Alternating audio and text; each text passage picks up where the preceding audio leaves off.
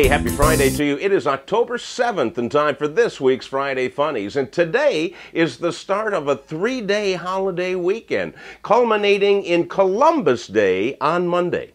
And Columbus, you'll remember, he's the guy who landed in the Bahamas, thought he was in India, but with whom we all credit discovering America.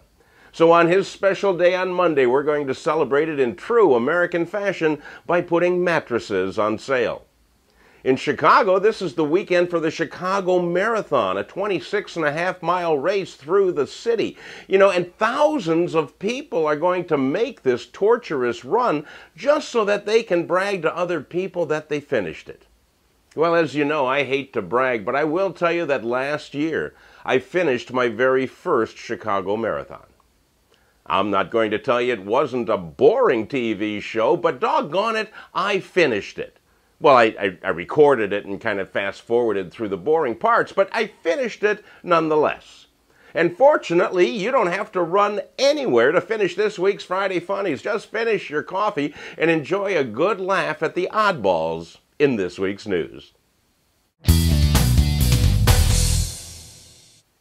If you're like me, and by that I mean an adult, you're probably disgusted with the fashion popular among teenage boys of wearing their oversized pants down low like around their thighs so that their underpants are on prominent display.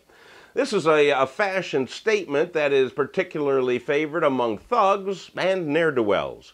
And this week, fashion came back to bite one of them. In Gainesville, Florida, a teenage burglar wearing said baggy pants and no shirt tried to avoid capture by the police by running away in his baggy pants. When they got close, he jumped over a fence, but his pants got caught on the fence and he wound up on the other side naked. The police saw this, so they released Argos, their canine dog, on the guy, who came up and subdued the burglar and bit him in the buttocks. Ouch! Well, to be honest with you, I don't know exactly where he bit him, but number one, once you're naked, it really doesn't make any difference. And number two, buttocks is a funny word.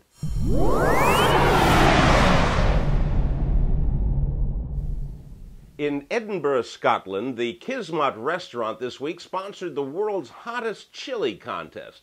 It contained an ingredient called Kismet Killer Curry, which is so hot that it comes with a hazmat warning. And the molten chili caused 2 of the contestants to be rushed to the hospital with what they described as blazing innards. So they were treated and released and told to go home and sit on a block of ice because the chili apparently is not going to lose much of its heat on the way out. Meanwhile, on St. Kitts and Nevis, 2 islands in the Caribbean, monkeys are taking over. The vervet monkeys were introduced to the islands to combat their rabbit problem, but now that they have the rabbits under control, the monkeys are going nuts. They're multiplying like crazy to the point where there is now 1 monkey for every 2 human residents on the island. And they're destroying crops, they're terrorizing the village, they're pooping everywhere. So the authorities on the islands, to try and combat the monkeys, have now said it's okay to eat monkey meat. Local residents said that monkeys have a lot of meat on them and they taste just like goat.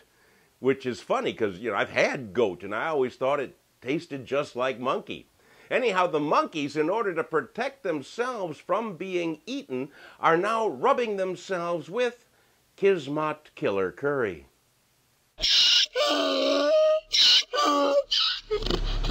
Our Dumbass of the Week award goes to Mark Bergen, who was on trial this week for the robbery of a man in 2009.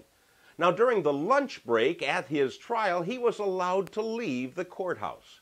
So he did and promptly went down to the local jewelry store where he stole $45,000 worth of jewelry. And then he went back to the courthouse. Well, the jury came back after lunch. They found him guilty of his first offense, and the next day the police arrested him for his jewelry heist. He's in jail right now awaiting his next trial, which he said he's really looking forward to, especially the lunch break. Hey, that's all I have for you this week. Thanks for watching the Friday Funnies. Please pass them on to all your friends, your neighbors, your relatives, anybody who could use a good laugh today. I'll see you next week.